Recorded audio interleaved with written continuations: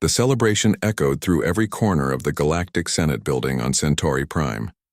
Admiral Kethvar of the Zephyrian Empire raised his crystalline chalice high above his scaled head, the amber liquid within catching the light of 7 different suns streaming through the massive viewing ports.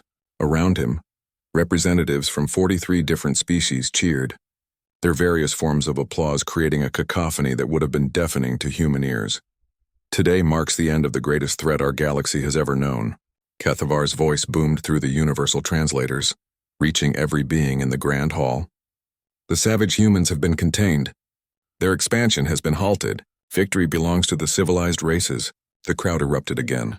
Tentacles waved, wings fluttered, and various alien appendages gestured in triumph. For 3 cycles, the combined forces of the Galactic Coalition had fought against humanity's relentless expansion across the Outer Rim territories. The humans, with their primitive technology and barbaric tactics, had somehow managed to colonize 17 star systems before the Coalition had finally managed to contain them within a barrier of automated defense. Platform's Commander Zixtal of the Arthropod Collective clicked his mandibles in satisfaction as he approached the podium. His insectoid features gleamed under the artificial lighting as he activated the holographic display, showing the quarantine zone. A red sphere surrounded the human territories, dotted with thousands of defensive satellites and patrol ships. The containment field is absolute, Zixtal announced, his compound eyes reflecting the hologram's glow. Our quantum mesh network ensures that no human vessel can escape their designated space. They are trapped like the animals they are, and in time their resources will dwindle. They will either surrender unconditionally or face extinction. The ethereal representative, Luminasha, floated forward, her gaseous form shimmering with approval. The Coalition's scientific analysis has confirmed that humans possess no technology capable of breaching our barriers. Their crude fusion drives and ballistic weapons are no match for our quantum-locked defenses. This quarantine will hold for millennia if necessary. What the Coalition leaders didn't know was that their victory celebration was being watched from the shadows of their own capital. In the maintenance tunnels beneath the Senate building, a figure in matte black armor observed their festivities through micro-cameras that had been planted months earlier. The armor bore no insignia, no identifying marks, and its wearer moved with a silence that would have impressed even the galaxy's most skilled assassins. The figure touched a nearly invisible communication device embedded in their collar. Package confirmed. All primary targets present. Coalition believes they have won. On the other end of the transmission, thousands of light-years away within the quarantine zone, a voice responded with cold precision. Understood, Ghost 7. Maintain position and await further orders. The real war begins now. Back in the Senate Hall, the celebration continued late into the night. Representatives shared stories of human brutality, their resourcefulness in battle, and their disturbing tendency to find solutions where none should exist. The Valish delegate, with his forearms gesturing dramatically, regaled the crowd with tales of human soldiers who continued fighting even after sustaining injuries that would kill most species. They showed no fear of death, the Valish explained, his violet skin darkening with the memory. Even when cornered, even when outnumbered 10-1, they would charge forward with primitive projectile weapons and explosives strapped to their bodies. It was madness, pure and simple. Admiral Kethvar nodded grimly. This is precisely why containment was the only option. These creatures cannot be reasoned with, cannot be civilized. They are a plague that would consume everything in their path if left unchecked. The Crystalline Confederacy's representative, whose body resembled living diamond, chimed in with a sound like wind through crystal caves.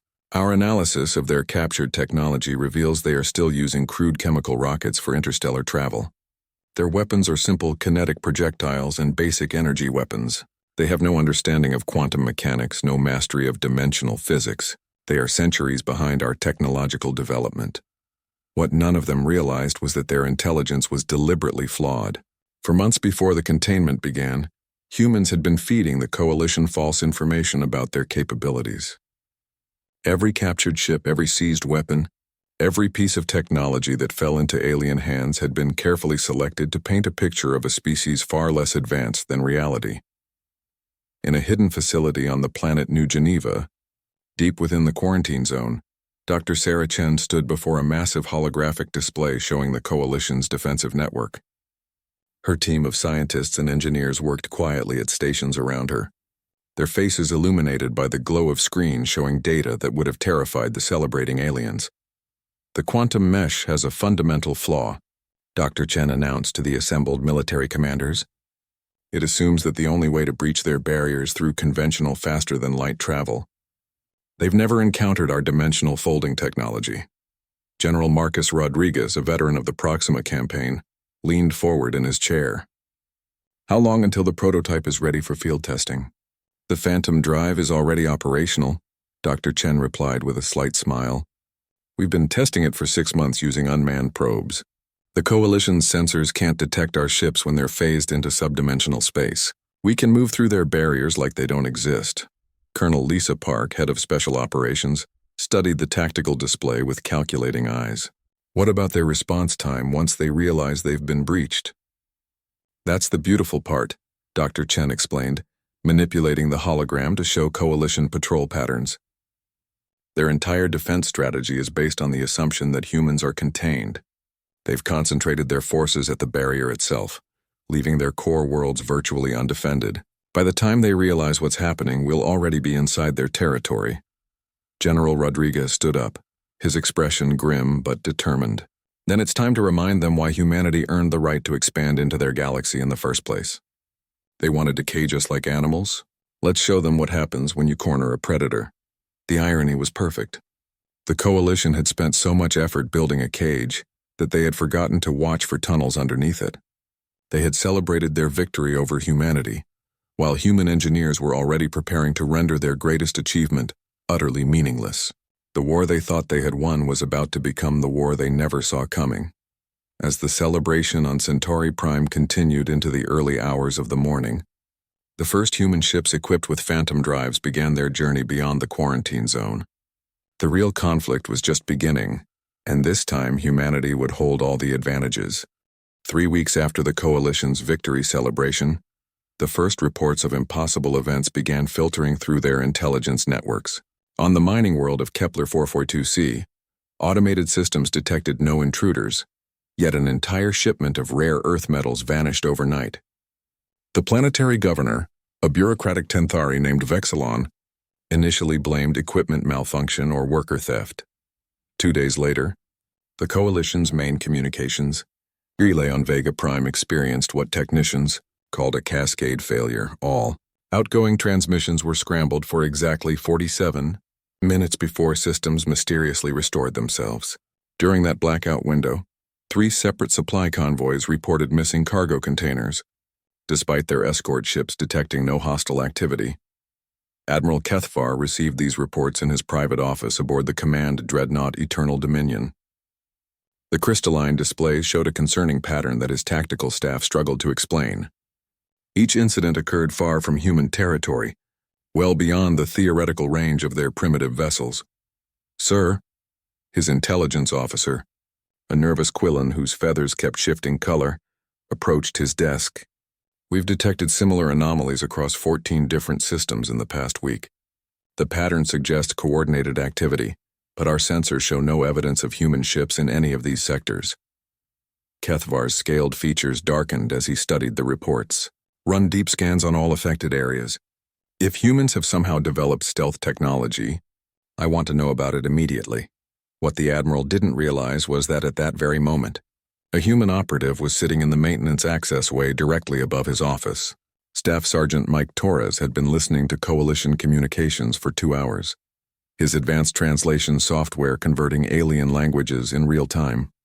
His suit's adaptive camouflage made him effectively invisible, while its dampening field prevented him from appearing on any sensors. Torres whispered into his encrypted communicator, "Command, this is Ghost 4. Target confirms they're aware of the supply raids but have no understanding of our capabilities. They're still looking for stealth ships instead of dimensional phase technology." The voice that responded belonged to Colonel Park, coordinating operations from the hidden base on New Geneva. "Copy that, Ghost 4. Phase 2 is authorized. Begin targeting their military infrastructure." On the industrial world of Procyon 7, the Coalition maintained one of its largest shipyards. The facility could construct 12 capital ships simultaneously and employed over 2 million workers from various species. Security was supposedly impenetrable, with overlapping sensor grids, automated defense turrets, and round-the-clock patrols by elite Zephyrian guards. At precisely 0300 local time, a series of small explosions rocked the facility's main fabrication centers. The blasts were surgical in nature, targeting specific components that would cause maximum disruption with minimal casualties. Within hours, the shipyard's production capacity had been reduced by 60%. The explosions left behind a calling card that chilled every coalition commander who saw the security footage. Burned into the metal of each damaged section was a simple human phrase: "Free the colonies." Commander Zixtal of the Arthropod Collective arrived at the shipyard to investigate personally. His security team conducted thorough scans of the facility, but found no trace of how intruders had penetrated their defenses. The quantum mesh barriers around human territory showed no breaches, and no unidentified ships had been detected in the Procyon system. "This is impossible." Zixtal clicked to his subordinates. "Humans lack the technology for transdimensional travel. They cannot simply appear inside our most secure facilities." His chief technician, a spider-like being whose multiple eyes darted nervously, presented the scan results. "Sir, the explosive residue contains isotopes that match human mining operations in the quarantine zone. These weapons were definitely of human manufacture. However, our temporal analysis suggests the explosives were placed simultaneously across the facility, requiring a team of at least 50 operatives, working in perfect coordination. What Zixtal couldn't know was that the job had actually been accomplished by only 12 human soldiers using dimensional phase suits. Each operative had materialized inside the facility, planted their charges, and vanished back into subdimensional space before any alarms could sound. The isotope signatures were intentionally left behind to send a message. Humanity was responsible, and they could strike anywhere. Dr. Chen monitored the operations from her command center, watching as reports flooded in from across Coalition space. Her team had spent years developing the technology that made these missions possible, building on theoretical physics that the Coalition had dismissed as impossible. "The dimensional fold generators are performing beyond specifications," she reported to General Rodriguez. "Our teams are able to remain phased for up to 6 hours without any detectable side effects. The Coalition's quantum sensors are completely blind to our presence." General Rodriguez studied the tactical map showing successful operations across the galaxy. "What's their response time looking like?" "That's the best part," Dr. Chen smiled. "They're so convinced that their barriers are impenetrable that they're not even considering the possibility of human involvement. They're blaming each other for security failures and equipment malfunctions." Indeed, tensions were beginning to rise within the Coalition itself. The Valish Confederacy accused the Crystalline Collective of sabotage, while the Ethereal Council suspected the Arthropods of conducting secret experiments that were causing system failures. The unity that had made their victory over humanity possible was starting to fracture. On the diplomatic station orbiting Altair, emergency sessions of the Coalition Council devolved into heated arguments. Representatives who had celebrated together just weeks earlier now exchanged accusations and threats. The mysterious attacks were not just damaging their infrastructure, they were destroying the trust between member species. The ethereal representative, Luminasha, addressed the assembly with barely contained frustration. "These incidents are clearly the result of internal conflict. No external force could penetrate our defenses without detection. I propose immediate investigations of all member species' black operations." Admiral Kethvar slammed his fist on the council table, causing several smaller representatives to flinch. "The humans are somehow responsible for this. They're making us turn against each other while they laugh from behind their cage." "Impossible," clicked Commander Zixtal. "Our quantum barriers are absolute. No human ship has left their territory. Our sensors would detect any breach immediately." As the council descended into chaos, none of them noticed the small device attached to the underside of their conference table. Ghost 7 had planted the listening device during the previous week's maintenance cycle, and every word of their argument was being transmitted back to human command. Colonel Park listened to the Coalition's infighting with satisfaction. Phase 2 is complete. They're starting to tear themselves apart. It's time to move to Phase 3. General Rodriguez nodded grimly. "Begin targeting their political leadership. But remember the rules of engagement. We're not murderers. Capture when possible, neutralize only when necessary." We want them alive to witness what's coming.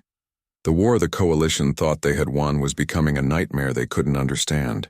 Their greatest strength, unity against a common enemy, was becoming their greatest weakness as that enemy proved to be far more capable than anyone had imagined. Humanity had been caged, but the cage had become a fortress, and now its defenders were emerging to reclaim the galaxy they had been denied. The first Coalition leader to disappear was Senator Crixmoth of the Hegemony of Scales, one of the most vocal supporters of human containment. He vanished from his private chambers on the capital world of Dracos Prime, while under the protection of a full security detail. The guards found nothing, no signs of struggle, no evidence of intrusion, just an empty room and a small human datapad displaying a message. You will answer for your crimes against peaceful colonists. Within hours of Crixmoth's disappearance, similar incidents occurred across Coalition space. High-ranking military officers, planetary governors, and council representatives simply vanished from supposedly secure locations. Each disappearance left behind the same human technology displaying accusations of war crimes and calls for justice. The Coalition's response was swift and predictable. Emergency sessions were called, security protocols were tripled, and military forces were placed on high alert.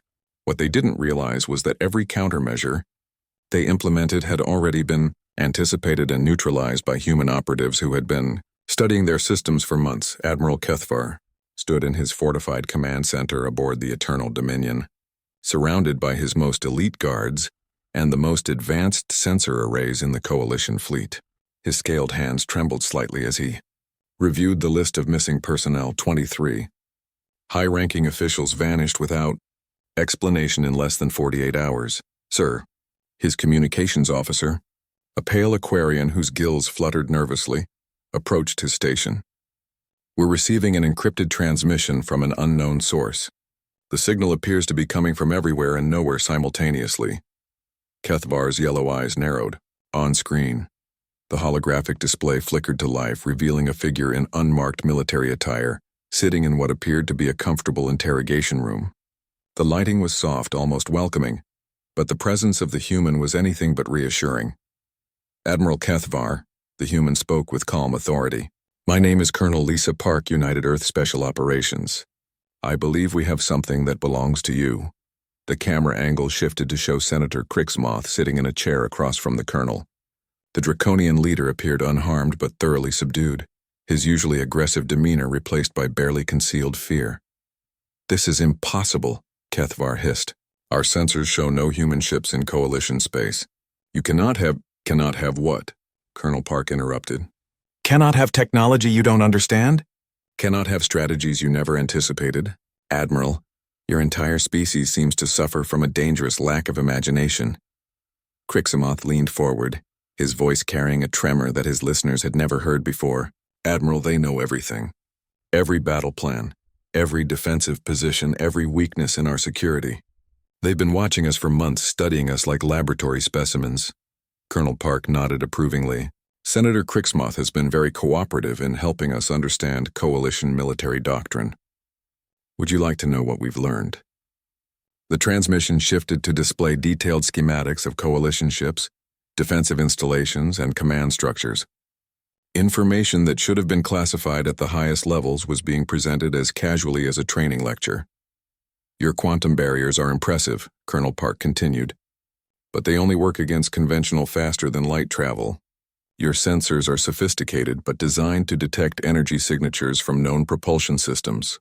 Your security protocols are thorough but assume that intruders must physically enter through monitored access points.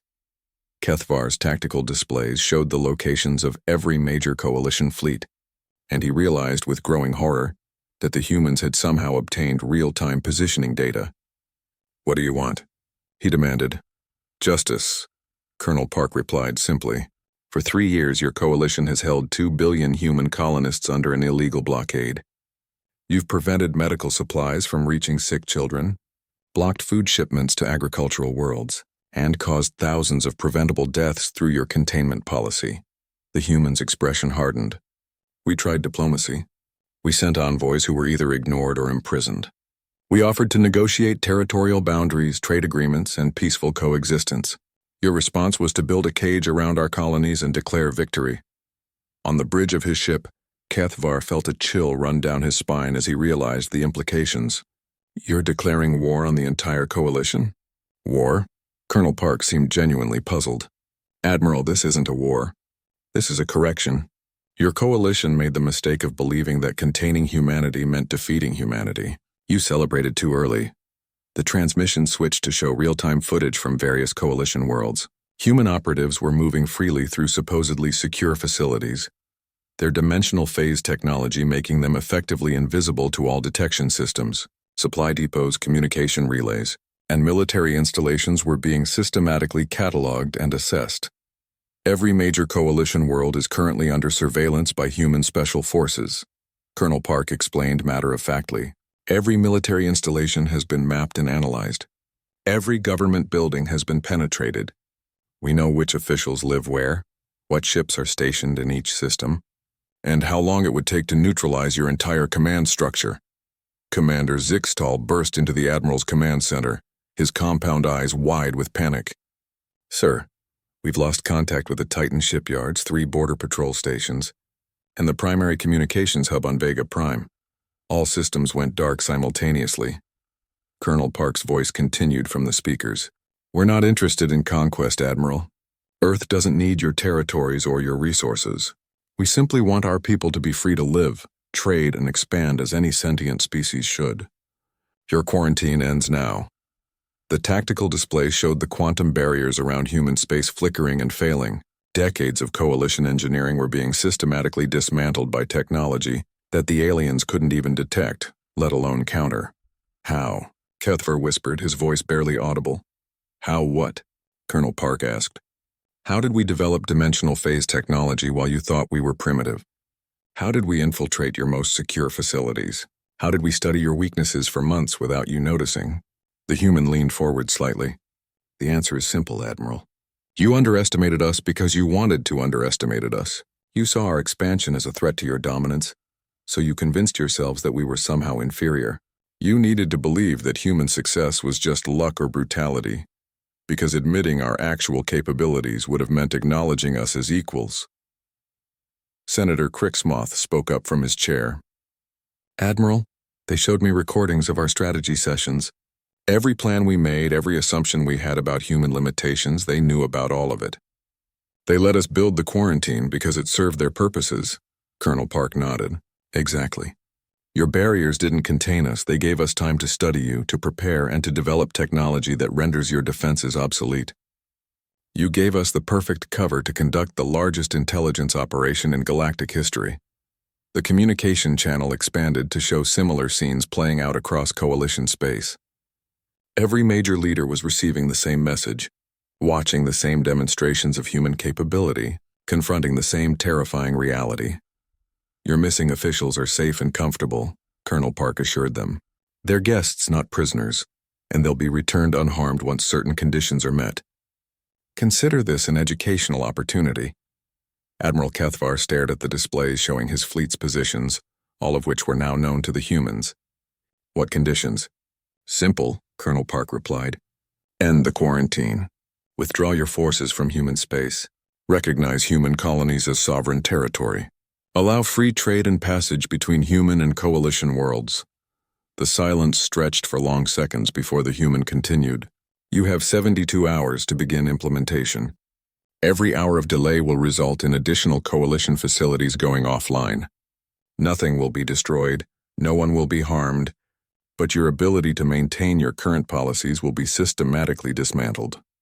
The transmission ended, leaving the coalition leadership staring at blank screens and contemplating a reality they had never imagined possible. The species they had caged had become the hunter, and the victory they had celebrated was revealed to be nothing more than an elaborate trap. The coalition's response came exactly 18 hours later, delivered through official diplomatic channels with all the pompous formality that galactic bureaucracy could muster. Admiral Kethvar stood before the assembled species representatives in the Grand Council chamber on Centauri Prime, reading from a document that had taken 12 hours and 47 amendments to finalize. The Galactic Coalition categorically rejects all human demands, he announced, his voice carrying across the chamber with forced confidence. "The quarantine remains in effect indefinitely. We will not negotiate with terrorists or yield to threats from a contained species. Furthermore, the Coalition formally declares humanity an enemy of galactic civilization and authorizes all necessary measures to maintain current containment protocols." The assembled representatives erupted in mixed reactions. Some cheered the strong stance while others shifted nervously, remembering the ease with which humans had penetrated their most secure facilities. The ethereal delegate, Luminasha, floated forward with her gaseous form shimmering with uncertainty. "Admiral," she spoke with a voice like wind through crystal, "perhaps we should consider the humans' demonstrated capabilities before rejecting their terms outright. Their technology appears far more advanced than our intelligence suggested." Commander Zixtal's mandibles clicked in agitation. "We cannot show weakness. If we yield to human demands now, every species in the galaxy will see us as powerless. The Coalition's authority depends on our ability to enforce our decisions." What none of them realized was that their debate was being broadcast live to human command centers throughout the quarantine zone. Dr. Chen watched the proceedings from her laboratory on New Geneva, her expression shifting between amusement and disappointment. 18 hours, she commented to General Rodriguez, who stood beside her monitoring tactical displays. They lasted 18 hours before choosing the hard way. General Rodriguez nodded grimly. Colonel Park predicted they'd reject the initial offer. Pride always comes before the fall with these types. Initiate Phase 4. The first sign that something had changed came when the lights went out on Centauri Prime. Not just in the council chamber, but across the entire planet. Every power grid, every backup generator, every emergency system failed simultaneously. The planet that served as the Coalition's capital was plunged into complete darkness. Similar blackouts occurred across 14 different worlds within the first hour. The Coalition's most important industrial centers, military bases, and administrative hubs simply went dark. Emergency protocols activated, but backup systems failed to initialize. It was as if the infrastructure itself had simply forgotten how to function. On the mining world of Kepler 442c, Planetary Governor Vexilon found himself trapped in his office elevator when the building's power died. The Tenthari administrator's tentacles writhed in panic as he realized that his communication devices were also non-functional. What he didn't know was that a human engineer was standing in the elevator shaft above him, having just finished installing modifications to the building's central computer core. Sergeant Maria Santos spoke quietly into her communication device. "Governor Vexilon is secured. All planetary communication systems are offline. Recommend beginning Phase 4 Alpha." Similar reports flooded in from human operatives across Coalition space. Military commanders found themselves locked in their own command centers as security systems responded only to human authorization codes. Government officials discovered that their transport systems would no longer recognize their access credentials. Even the Coalition's mighty war fleets found their navigation systems displaying nothing but static. Dr. Chen had spent months developing what her team called technological integration protocols. Instead of destroying Coalition infrastructure, human engineers had quietly modified it. Every computer system, every automated process, every piece of advanced technology that the Coalition depended on had been subtly altered to respond to human override commands. The beauty of the integration approach, Dr. Chen explained to her team as they monitored the operation's progress, is that we didn't break anything. We just changed who controls it. Every Coalition facility is still perfectly functional. It just doesn't work for them anymore. On Centauri Prime, Admiral Kethvar stumbled through the darkened council chamber using a handheld light source that one of his aides had managed to locate. The emergency meeting was being conducted by candlelight, a humiliating regression for a civilization that prided itself on technological supremacy. "Status report," he demanded, his scaled features harsh in the flickering light. His communications officer, the nervous Aquarian whose gills had been fluttering continuously for hours, consulted a primitive paper document. "Sir, we've lost primary control of infrastructure on 17 worlds. Military installations across 7 sectors are reporting complete systems failures. The quantum barrier network around human space has gone offline. Commander Zixtal's compound eyes reflected the candlelight as he processed the implications. They're not just attacking our facilities, they're taking control of them. This level of technological integration would require years of preparation. Which means, added the crystalline representative with a sound like breaking glass, they've been planning this operation since before the quarantine began. We didn't contain them. We gave them time to prepare. The realization hit the assembled leaders like a physical blow. Every move they had made, every strategy they had implemented, had been anticipated and turned against them. The humans hadn't been trapped by the quarantine. They had been protected by it while they systematically infiltrated and compromised the coalition's entire technological infrastructure. A new communication reached them through one of the few remaining operational channels. Colonel Park's face appeared on a small emergency screen, her expression professionally neutral. "Good evening, Coalition leadership. I trust you're beginning to understand the scope of your situation. Your rejection of our initial terms was expected, though disappointing. I had hoped you might choose the path that avoided embarrassment for your respective species." Admiral Kethvar stepped forward, his pride still intact, despite their circumstances. "Human, your terrorist actions only prove that we were correct to contain your species. You are dangerous criminals who—" "Admiral," Colonel Park interrupted calmly, "I'm going to stop you there. Let me clarify something important. This isn't terrorism. Terrorism involves targeting civilians to create fear for political purposes. We haven't harmed a single non-combatant. We've simply demonstrated that your entire civilization runs on technology that we now control."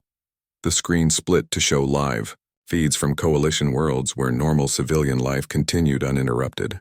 Transportation systems worked normally for ordinary citizens, medical facilities operated without problems, and commercial districts functioned perfectly. Only military and government infrastructure had been affected. Every coalition citizen can still get to work, receive medical care, communicate with family, and go about their daily lives, Colonel Park explained. The only people experiencing difficulties are those who supported or implemented the illegal quarantine of human colonies. Senator Crixmoth appeared on screen beside the colonel, looking well-rested and surprisingly calm for a prisoner. "Admiral, they've shown me evidence of everything they're capable of. This is just the beginning. If you continue to resist, they can make every piece of coalition technology permanently inoperable." Commander Zixtal clicked his mandibles in frustration. "What prevents us from simply building new technology, replacing our compromised systems?" Colonel Park smiled slightly. "An excellent question, Commander. The answer is that every manufacturing facility, every research laboratory, and every educational institution in coalition space is running on technology that we've integrated. You can't build replacements because you no longer control the infrastructure needed to build them." She gestured to something off-screen. "Dr. Chen, would you care to explain?" Dr. Chen appeared on the transmission, her expression that of a professor delivering a lecture. "The Coalition's technology is remarkably sophisticated, but also remarkably standardized. You use the same basic computer architectures, the same fundamental programming languages, the same core operational systems across your entire civilization. Once we understood these systems, modifying them was simply a matter of time and access." The camera showed a detailed schematic of coalition computer networks, with human modifications highlighted in red. The extent of the integration was staggering. There was virtually no coalition technology that remained uncompromised. "The modifications are elegant, Dr. Chen continued. "They don't damage or destroy your systems. They simply add new administrative layers that recognize human authority. From your perspective, your technology stopped working. From our perspective, we've simply added ourselves as the primary administrators of your entire civilization." The implications were staggering. The Coalition had built their victory on technological superiority, and that technology was now controlled by the species they had thought to contain. Every ship, every weapon, every communication system could be turned off with a simple command from human operators. Sir. The breaking point came when the hegemony of scales lost their entire fleet to what their military historians would later call the Invisible Mutiny. Admiral Scythendar commanded, the largest naval force in Coalition space, over 300 capital ships that had never known defeat. His fleet was positioned at the Rigel Junction, ready to attempt a breakthrough into human space using overwhelming firepower. The attack began at dawn, ship time, as Scythendar gave the order to advance. His flagship, the Dominion's Edge, led the formation toward the disabled quantum barriers. For exactly 17 minutes, it appeared that brute force might succeed where technology had failed. Then, without warning, every ship in the fleet turned around and began flying away from the target zone, not just changing course, actively accelerating in the opposite direction of their intended destination. Navigation systems showed they were heading for human space. Weapon systems powered down and communication arrays began broadcasting surrender codes. "What is happening?" Admiral Scythendar demanded of his bridge crew, but his own officers were as bewildered as their commander. The ship's computer systems were functioning perfectly. They were just obeying different orders than the ones being given by the Draconian crew. Commander Vex Thule, the fleet's tactical coordinator, stared at his console in disbelief. "Sir, our systems are responding to external commands. Someone else is controlling our ships." The revelation was both humiliating and terrifying. The Coalition's most powerful fleet had become an unwilling escort service, shepherding itself into human custody without firing a single shot. As they entered the former quarantine zone, they were met by human vessels that emerged from dimensional phase space with casual confidence. Captain Elena, Vasquez of the Earth Defense Ship Determination, watched the approaching hegemony fleet with professional satisfaction. Her ship was one of the new Phoenix-class vessels that had been under construction in secret facilities, while the Coalition celebrated their victory. The technology gap between human and Coalition ships had been deliberately misrepresented for years. Incoming transmission from the Draconian flagship, her communications officer reported. On screen, Captain Vasquez ordered. Admiral Scythendar appeared on the display, his reptilian features twisted with rage and confusion. "Human vessel, return control of our ships immediately." "This is an act of piracy." Captain Vasquez smiled politely. "Admiral, your ships are proceeding to New Geneva Orbital Facility where they will be inspected and returned to your crews unharmed. Consider this a temporary educational loan." "Educational loan?" Scythendar hissed. "You have stolen an entire battle fleet." "Borrowed," Captain Vasquez corrected. "And only because your Coalition leadership seems to need a demonstration of how thoroughly we've integrated your technology. Would you prefer that we had simply disabled your ships and left you stranded in space?" The transmission switched to show the interior of human ships, revealing technology that made Coalition advances look primitive by comparison. Dimensional fold drives, quantum processing systems, and weapons that operated on principles the Coalition hadn't even theorized about. "Admiral," Captain Vasquez continued, "your fleet represents the most advanced naval force the Coalition can deploy. In approximately 6 hours, every ship under your command will have been analyzed, cataloged, and comprehensively understood by our technical teams. We'll then return them to you with our compliments." What Admiral Scythendar couldn't see were the human technicians already at work throughout his fleet. They moved through Coalition ships like ghosts, their dimensional phase suits allowing them to study every system, copy every database, and install additional integration protocols. The hegemony's most closely guarded military secrets were being downloaded and analyzed in real time. Master Chief Patricia Wells led a technical team through the engineering section of the Dominion's Edge, her scanner recording detailed specifications of Coalition fusion reactors. "Their power distribution systems are incredibly inefficient," she commented to her teammate. "They're losing almost 30% of their energy output to heat dispersion." Petty Officer Kim looked up from a computer terminal where he was copying navigation databases. "That explains why their ships are so slow. They're putting massive amounts of power into their drives but getting minimal return on investment." The human teams worked with methodical precision, treating the Coalition ships like a vast technological library that needed to be completely cataloged. Every innovation, every design choice, and every operational procedure was being studied and recorded. By the time the ships were returned, humanity would understand Coalition technology better than the Coalition did. Meanwhile, on Centauri Prime, the emergency session of the Coalition Council had devolved into barely controlled panic. Representative after representative stood to report the loss of military assets, communication networks, and administrative control. The Tenthari delegate was particularly distraught, his tentacles writhing as he described the complete shutdown of their industrial shipyards. "They're not just taking control," he wailed. "They're studying everything. Every design, every process, every secret we've developed over centuries of advancement." The ethereal representative, Luminasha, floated above the assembly with her gaseous form flickering in distress. "The humans are conducting the most comprehensive intelligence operation in galactic history.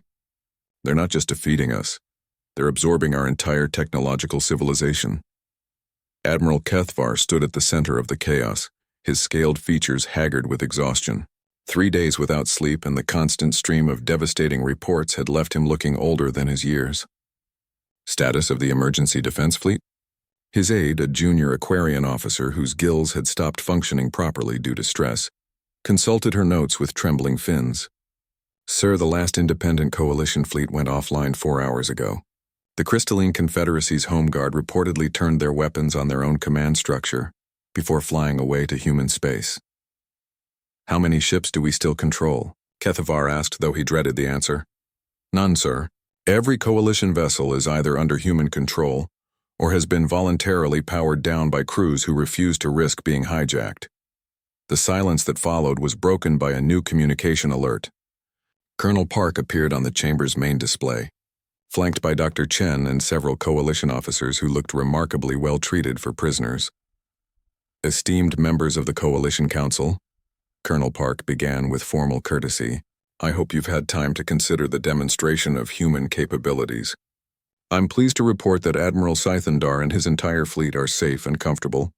They'll be returned to Coalition space within the next 12 hours. Admiral Kethvar stepped forward, his pride battered but still functioning. "Human, you have proven your technological superiority. What happens now?" "Now," Colonel Park replied, "we discuss the future. The quarantine has been completely dismantled. Human colonies are once again free to trade, travel, and expand as sovereign entities.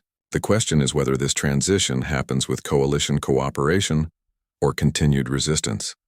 Dr. Chen activated a holographic display showing the current state of coalition infrastructure. Nearly 70% of their technology was under human administrative control, with the percentage increasing every hour as additional systems were integrated. "The process is now self-sustaining," Dr. Chen explained. "Every piece of coalition technology that connects to any network will eventually fall under human administrative protocols. You can delay the inevitable, but you cannot prevent it." Senator Crixmoth appeared beside the human officers. His demeanor completely changed from the aggressive politician who had championed human containment. "Admiral Kethavar, they've shown me the complete scope of their operations. This isn't just about military technology. They've integrated civilian infrastructure, commercial networks, even entertainment systems. Every aspect of coalition civilization is now dependent on their cooperation." Colonel Park nodded approvingly. "Senator Crixmoth understands the situation clearly. We're not interested in ruling the coalition or destroying your civilizations. We simply want the freedom to exist as equals in this galaxy." She gestured to the holographic display showing peaceful human colonies thriving beyond their former barriers. "Look at what we've accomplished in the 3 days since the quarantine ended. Trade agreements with neutral species, scientific exchanges, cultural ambassadorships. This is what we wanted from the beginning. Partnership, not domination." Admiral Kethvar looked around the chamber at his fellow representatives, seeing defeat and resignation in every alien face. The Coalition's dream of containing humanity had become a nightmare of total dependence on human goodwill. "What are your terms?" he asked quietly. "The same as they've always been," Colonel Park replied. "Recognition of human sovereignty, free trade and travel, and an end to hostile actions against human colonies. In return, we'll begin transferring administrative control of your technology back to Coalition authorities." She paused, her expression becoming more serious. "However, the integration protocols will remain as a safeguard. Any future attempt to impose illegal sanctio." The signing of the New Geneva Accords took place exactly 1 week after Admiral Kethvar's surrender, in a ceremony that nobody would have imagined possible just months earlier. The Grand Assembly Hall on New Geneva Station had been hastily constructed to accommodate representatives from every major species in the galaxy, including several that had remained neutral during the conflict. Admiral Kethvar stood before the ornate human-designed podium, his ceremonial armor polished to mirror brightness despite the circumstances. The document before him contained terms that fundamentally restructured the balance of power in galactic civilization. Yet the alternatives had made resistance impossible. The Galactic Coalition hereby recognizes the sovereign rights of human colonies. He read aloud, his voice carrying across the packed auditorium. All restrictions on human expansion, trade, and technological development are permanently rescinded. The Coalition acknowledges that previous containment policies constituted illegal interference with a sovereign species. The audience contained an unusual mixture of emotions. Some Coalition representatives looked bitter and defeated, while others seemed relieved that the crisis was finally ending. Human delegates maintained professional composure, though careful observers might have noticed the satisfaction in their eyes. Colonel Park stood at the human delegation table, watching as the signatures were added to the document that would reshape galactic politics. Beside her, Dr. Chen monitored a tablet showing the status of Coalition technology integration. Nearly 90% of their infrastructure remained under human administrative oversight, a silent reminder of the consequences of future hostility. The Coalition further agrees, Admiral Kethvar continued, to the establishment of joint technological development programs, cultural exchange initiatives, and mutual defense agreements between human and Coalition territories. Senator Crixmoth, who had become an unlikely advocate for human Coalition cooperation during his week of educational custody, stepped forward to add his species' formal signature. His transformation from warhawk to peace advocate had been one of the more surprising developments of the entire conflict. The Draconian Senate, he announced, welcomes humanity as equal partners in galactic civilization. We look forward to learning from human innovation while sharing our own scientific achievements. What Crixmoth didn't mention was that those scientific achievements had already been thoroughly studied by human researchers. The complete technical databases of every Coalition species now resided in human computer systems, along with detailed analyses of their strengths and weaknesses. Dr. Chen had spent the past week reviewing the captured information with her research teams. Their biotechnology is remarkably advanced, she explained to General Rodriguez during one of their briefings. The Tenthari have developed medical techniques that could revolutionize human healthcare. The Crystalline Confederacy's materials science is centuries ahead of ours in some areas. General Rodriguez nodded thoughtfully. And their military technology? Impressive but inefficient, Dr. Chen replied. They have more raw power than we do, but they waste enormous amounts of energy on redundant systems and overcomplicated designs. Give us 6 months to study their innovations and we'll be able to build ships that outperform theirs in every category. The technology transfer was already beginning. Human engineers were working alongside Coalition specialists, ostensibly to help restore normal operations to integrated systems. In reality, they were conducting the largest educational program in human history, learning everything the galaxy's older civilizations had discovered over millennia of development. Master Chief Wells emerged from the engineering section of a Zephyrian cruiser, her scanner filled with data about advanced fusion containment systems. Their reactor designs are incredibly sophisticated, she reported to Captain Vasquez. They're using magnetic field configurations we never considered. If we can adapt their techniques to our power systems, we could increase our energy output by 300%. Similar discoveries were being made throughout Coalition space. Human researchers found new approaches to faster-than-light communication, revolutionary manufacturing techniques, and scientific instruments of extraordinary precision. Each innovation was carefully studied, improved upon, and integrated into human technology.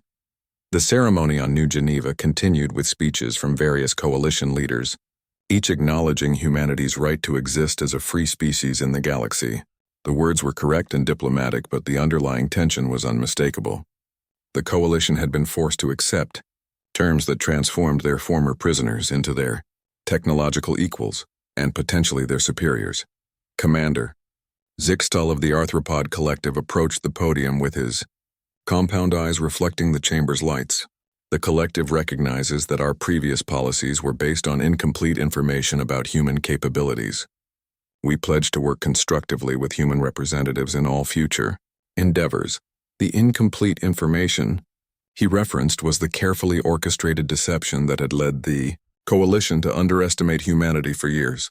Every captured human ship, every analyzed weapon, and every intelligence report had been designed to present humans as technologically primitive. The reality that human science had been advancing at an extraordinary pace behind the quarantine barriers had only become apparent when it was too late to matter. Captain Elena Vasquez watched the proceedings from the human section of the audience, her mind already focused on the future implications. The immediate crisis was ending, but the real transformation of galactic civilization was just beginning. Humanity had gone from quarantined prisoners to the galaxy's technological arbiters in a matter of days. Phase 5 is ready for implementation, she whispered into her communication device. All Coalition databases have been copied and analyzed. Integration protocols are stable across 92% of their infrastructure. The voice that responded belonged to Admiral Sarah Chen. Dr. Chen's sister had been promoted to overall command of human naval forces during the crisis. Understood. Begin the transition process. Time to see what kind of neighbors our former captors will make. What Phase 5 entailed was something the Coalition leadership was only beginning to understand. Human engineers weren't just studying Coalition technology, they were improving it. Every system that came under human administrative control was being upgraded with more efficient designs, better security protocols, and enhanced capabilities. The irony was perfect. The species that had been quarantined for being too primitive to join galactic civilization was now quietly upgrading that civilization's technology to human standards. Coalition worlds were beginning to experience improvements in efficiency, reliability, and capability that their own engineers had never achieved. On the industrial world of Procyon 7, where the first human raids had taken place, Planetary Supervisor Kethnal reported to his superiors that factory output had increased by 40% since humans had integrated their production systems. They didn't just restore our operations, he explained in his weekly report. They optimized them. Our manufacturing processes are now more efficient than they've ever been. Similar reports were coming in from across Coalition space. Transportation networks were running on improved schedules. Communication systems had better clarity and range, and even entertainment systems were providing enhanced experiences. The humans weren't just controlling Coalition technology, they were making it better. The final signature on the New Geneva Accords belonged to Admiral Kethvar himself, representing the Coalition as a whole. As he signed the document, he couldn't help but reflect on how completely the situation had reversed itself. 3 weeks earlier, he had been celebrating humanity's containment. Now he was acknowledging their technological superiority and hoping they would prove to be benevolent rulers of the galaxy's infrastructure. Colonel Park approached the Admiral as the ceremony concluded, extending her hand in the human gesture of respect. Admiral, I want you to know that we hold no grudges over the quarantine.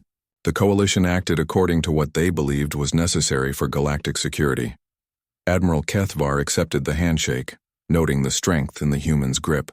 Colonel, may I ask what your people plan to do with their newfound influence over our civilization?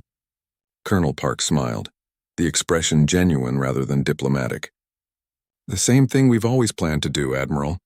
Explore, learn, trade, and build better lives for our children. The only difference is that now we have the freedom to do so. She gestured toward the viewing port showing the bustling activity of New Geneva Station, where human and alien workers were already collaborating on joint projects. The galaxy is large enough for all of us to prosper. The quarantine was never necessary. Cooperation was always the better path. As the representatives dispersed to return to their respective worlds, few of them realized that they were witnessing the end of one era and the beginning of another. The Coalition had sought to maintain their dominance by containing humanity's expansion, but they had instead created the conditions for humanity's rise to galactic leadership. The victory they had claimed had indeed been claimed, just not by the species they had expected. 5 years after the New Geneva Accords, the galaxy had transformed in ways that no one could have predicted. The Galactic Senate building on Centauri Prime still stood as the center of interspecies government, but the dynamics within its halls had fundamentally changed. Where once Coalition species had met to discuss containing humanity, they now gathered to benefit from human technological advancement and to Compete for inclusion in human-led research initiatives. Admiral Chen, formerly Dr. Sarah Chen, stood before the massive viewing windows of the Senate's observation deck, watching as human and alien construction crews worked together on the new Dimensional Research Institute. The facility would house the galaxy's most advanced scientists from every species, all working to push the boundaries of what was possible. Remarkable, isn't it? The voice belonged to Admiral Kethvar, who had requested this private meeting. The Zephyrian commander looked older but more relaxed than he had during the crisis 5 years earlier. Admiral Chen turned to face her former adversary, noting how time had softened the harsh lines around his scaled features. "What specifically do you find remarkable, Admiral?" "All of it," Kethvar replied, gesturing toward the construction site. 5 years ago, I was convinced that humanity represented an existential threat to galactic civilization. Today I'm watching human engineers teach our brightest minds principles of physics that we never imagined. The irony wasn't lost on either of them. The Dimensional Research Institute was being built using human-designed phase technology that allowed construction to occur in multiple dimensions simultaneously. What should have been a decades-long project was being completed in months, using techniques that made traditional engineering seem primitive. "Your people have kept their word," Kethvar continued. "You promised cooperation rather than domination, and despite having every advantage, you've honored that commitment." Admiral Chen smiled slightly. "We learned long ago that leadership through fear is temporary. Leadership through inspiration is eternal. Besides, we need your people as much as you need ours." It was true. While humanity had gained technological superiority over the Coalition, they had also discovered that galactic civilization offered innovations that human science had never explored. Tenthari biotechnology had revolutionized human medicine, extending lifespans and eliminating diseases that had plagued humanity for millennia. Crystalline manufacturing techniques had enabled the construction of materials stronger than anything previously possible. Ethereal energy manipulation had opened new avenues of research that promised even greater breakthroughs. "Speaking of cooperation," Admiral Chen said, "I understand that your grandson has applied for admission to the Terra Nova Academy." Kethvar's expression brightened noticeably. Young Kethrin is fascinated by dimensional physics. He claims that human teaching methods help him understand concepts that Zephyrian educators couldn't explain. He paused, looking slightly embarrassed. "To be honest, I've learned more about my own species technology from human instructors than I did from decades of military service." The educational exchange programs had become one of the most successful aspects of human coalition cooperation. Students from every species competed for opportunities to study at human institutions, while human researchers gained access to alien perspectives on science and engineering. The result was a generation of young beings who thought in terms of galactic cooperation rather than species rivalry. Captain Vasquez, now promoted to Commodore and serving as humanity's liaison to the Galactic Senate, joined them on the observation deck. Her expression carried news that both officers recognized as significant. "Admirals," she said formally, "I've just received word from the Outer Rim Survey mission. The Pathfinder expedition has made contact with a previously unknown species in the Andromeda contact zone." Admiral Chen's attention sharpened immediately. "Details?" "They call themselves the Architects," Commodore Vasquez explained. "Their technology appears to be several generations beyond even our current capabilities. They've been observing galactic civilization for over 1,000 years, but never made contact because they considered us too primitive to be worth their attention, Admiral." Kethvar felt a chill run through his scales. "Another containment scenario?" "On the contrary," Commodore Vasquez replied with a slight smile. "They're impressed by what they call our rapid evolutionary progress over the past 5 years. They want to establish formal diplomatic relations and are offering to share certain technologies that they believe we're now mature enough to handle responsibly." The implications were staggering. Just as humanity had been underestimated by the Coalition, the galaxy's civilizations had apparently been underestimated by even more advanced beings. The Architects represented a new tier of technological development that dwarfed anything currently known. "What kind of technologies?" Admiral Chen asked. "Stellar engineering," Commodore Vasquez replied. "The ability to modify stars for energy production, to create stable wormholes for instantaneous travel between galaxies. and to manipulate space-time on a scale that makes our dimensional phase technology look like a child's toy. Admiral Kethvar listened to the description with a mixture of awe and concern. Will humanity seek to monopolize these new technologies as we did with dimensional phase? Admiral Chen considered the question carefully. That's exactly the kind of thinking that led to the quarantine crisis 5 years ago. No, Admiral. These technologies will be developed through joint research initiatives involving every species capable of contributing meaningfully to the work. She turned back toward the viewing window, where construction crews were installing the final components of the Dimensional Research Institute. We learned something important during our conflict with the Coalition. Technological advancement in isolation leads to stagnation and conflict. True progress requires diverse perspectives working toward common goals. Commodore Vasquez activated a holographic display showing the architects' initial communication. The beings themselves were unlike anything in known galactic biology. Crystalline structures that existed in multiple dimensions simultaneously, communicating through direct manipulation of space-time fabric. They've invited representatives from all galactic species to visit their home dimension, she explained. They want to evaluate our collective readiness for what they call ascension-level technology. All species? Admiral Kethvar asked. Even those who opposed human expansion? Especially those, Admiral Chen replied. The architects are interested in our ability to overcome historical conflicts and work together despite past hostilities. Our success in transitioning from warfare to cooperation over the past 5 years is apparently what convinced them to make contact. The observation was profound. Humanity's refusal to seek revenge against the Coalition, combined with the Coalition's willingness to accept their new circumstances constructively, had created exactly the kind of mature civilization that advanced beings looked for when considering first contact. There's more, Commodore Vasquez added. The architects have indicated that there are other advanced civilizations in distant galaxies, each waiting to see if our local cluster can achieve what they call collaborative transcendence. We're apparently being evaluated as potential members of some kind of transgalactic community. Admiral Chen felt the weight of responsibility settling on her shoulders. Humanity had gone from quarantined prisoners to galactic leaders, to potential representatives of their entire region of space in less than a decade. The decisions they made now would affect not just human coalition relations, but their species' role in a larger cosmic community. When do the diplomatic missions begin? She asked. The architects have requested that we take 6 months to prepare, Commodore Vasquez replied. They want to ensure that all species are represented and that we approach the contact with appropriate respect for the significance of the opportunity. Admiral Kethvar looked out at the busy construction site, where beings from dozens of different species worked together on projects that none of them could have completed alone. 5 years ago, I was terrified of human ambition. Today, I find myself grateful for it. Without the crisis that forced us to confront our assumptions, we never would have achieved the level of cooperation that makes this opportunity possible. Admiral Chen nodded thoughtfully. The quarantine was the best thing that ever happened to both our civilizations. It forced us to grow beyond our limitations and discover what we could accomplish together. She activated her personal communication device, opening a channel to research facilities throughout human space.